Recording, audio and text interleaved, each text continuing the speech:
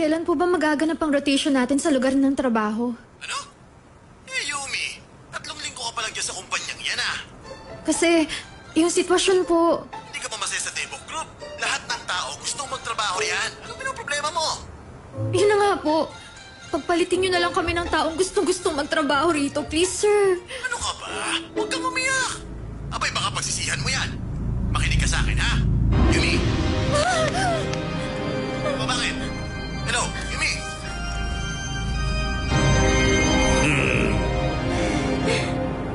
Miss Yumi Lee, mukhang may pagka-irresponsable ka nga.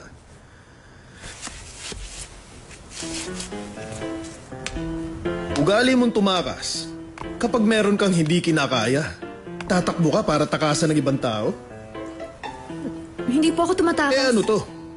May matinubang paliwanag sa gusto mong gawin? Opo, meron, sir.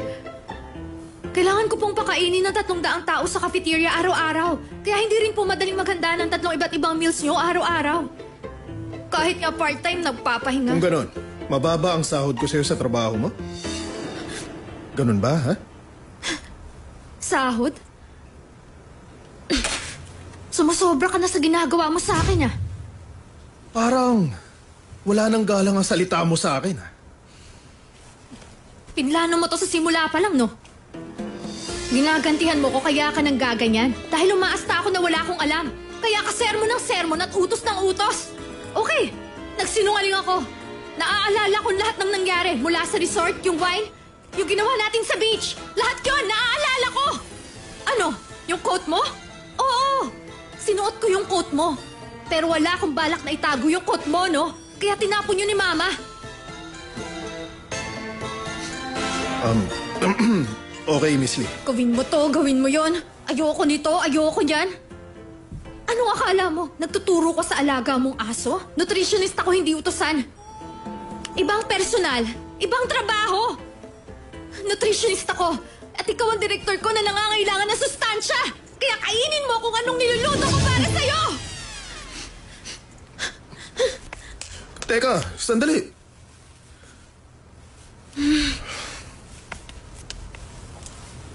May tanong ako sa'yo. Bakit mo ako iniwan ng umagang yon? Gusto mo pang malaman? Sabihin mo kung bakit ka umalis.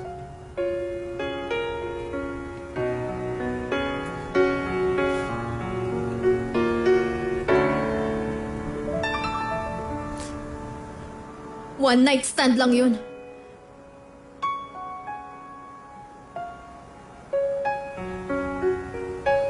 Natakot ako dahil una kong karanasan yun. Gusto kong malimutan. Pero hindi nawala ang kabog sa dibdib ko.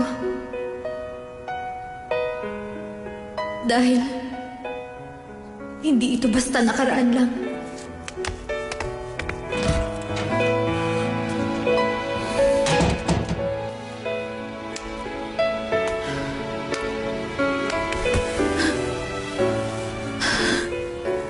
Patay na ako.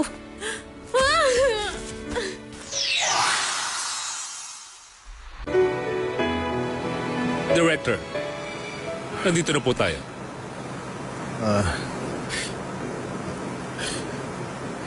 Secretary Jia, samahan mo ako uminom. Hindi pwede. May kailangan akong pick up na suit na pinatahi ko, Director. Wala kang pakisama. Bakit po, sir? May problema po ba? Hindi, wala.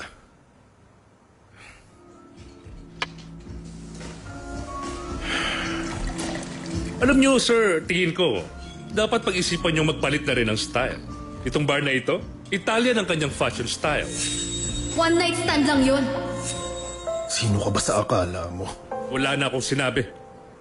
Sinama niyo pa ako rito. Ayaw niyo pala may kausap. Uminom na nga lang tayo. One night stand lang yun. One night stand lang yun.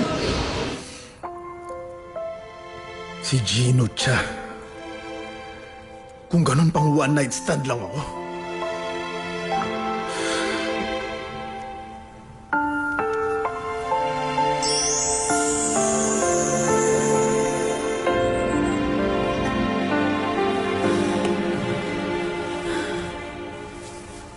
Isante na ako.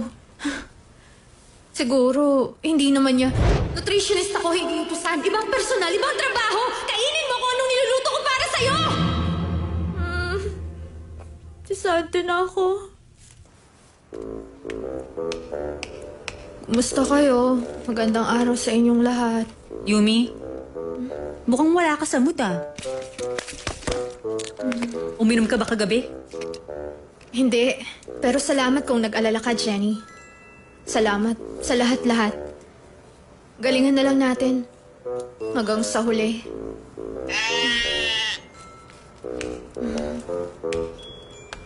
Bakit parang kakaiba siya?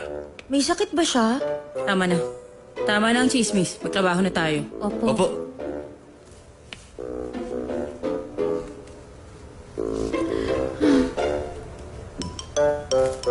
Secretary Jiang?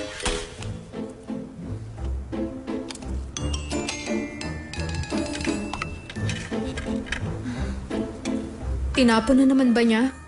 Nang hindi man lang tinikman? Pinapasabi ni Director na talagang nagustuhan niya raw ang niluto mo. Nagustuhan niya ang kombinasyon ng gulay, karne at tofu na ginawang meatballs. Yan ang pinapasabi niya. Talaga? Yung anak ng... yung anak ni Chairman?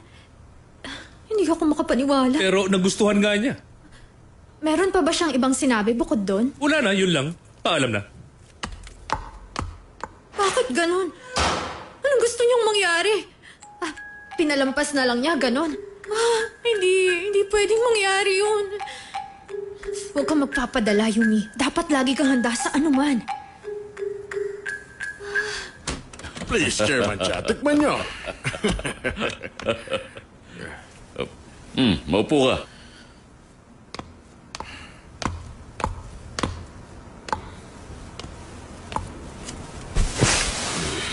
Dinalang ka ng wild ginseng nito si Director Meng. Ito yon, Director Cha. Napakamahal nito at siguradong walang sinabi ang cultivated ginseng dito. Hindi ako kumakain yan. Ay, nako. Subukan mo muna to. Nag-alala ako nung narinig kong hinimatay ka dahil sa vitamin deficiency. Pinaghirapan kong makahanap talaga nito. Siyempre naman, ikaw ang kinabukasan ng kumpanya. Ang aga-aga pa, sumisip-sip ka na sa susunod na chairman, ha? Oo, nahuli niyo, Chairman.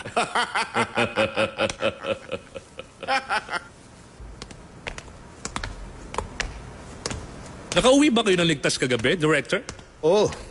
Hindi naman ako nalasing sa konting inom lang. At kinain nyo rin ang pagkain nyo nang walang karekla-reklamo. Nakausap ko yung nutritionist at sinabi ko, nagustuhan nyo talaga ang luto niya. Hindi naman eh. Good morning po, sir. Anong sabi niya? Sino po? Si Yumi Lee ang tinutukoy ko. Nung binalik mo yung lunchbox na walang laman at sinabi mong gusto ko, natuwa ba siya? Ang itsura niya parang, ano problema na si Raul? Ano kaya ang binabalak niya? Yun ang nakita ko sa mukha niya. Kalimutan niyo na yon. Good morning, sir. Yan ba yung sinasabi mong kinuha mong bagong suit? Opo. Ano sa tingin niyo, sir?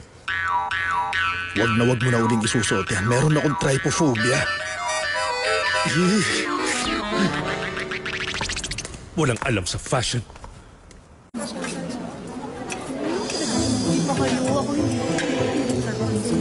Ako na rito. Sige.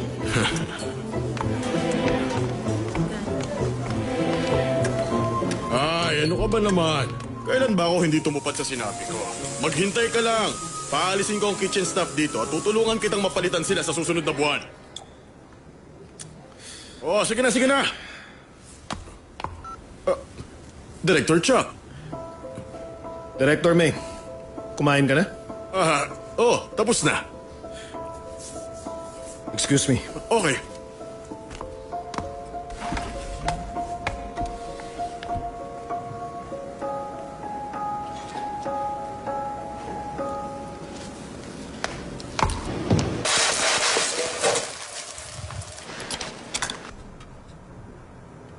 Ang sarap. Jenny, subukan mo ako nito. Kumain ka mag-isa mo. Sige na, subukan mo na ako. Yumi, halika. Kumain ka habang mainit. Ang sarap. Bago ka umupo. Iakyat mo muna yan sa taas. Pansuhol mo sa kanya para bumait naman siya sa'yo. Bakit nakatayo ka pa? Dalhin mo na agad dyan. Opo. Tirhan niyo ako niyan, ha? Panalo! Ang sarap, Ma'am Rhoda. Ayoko.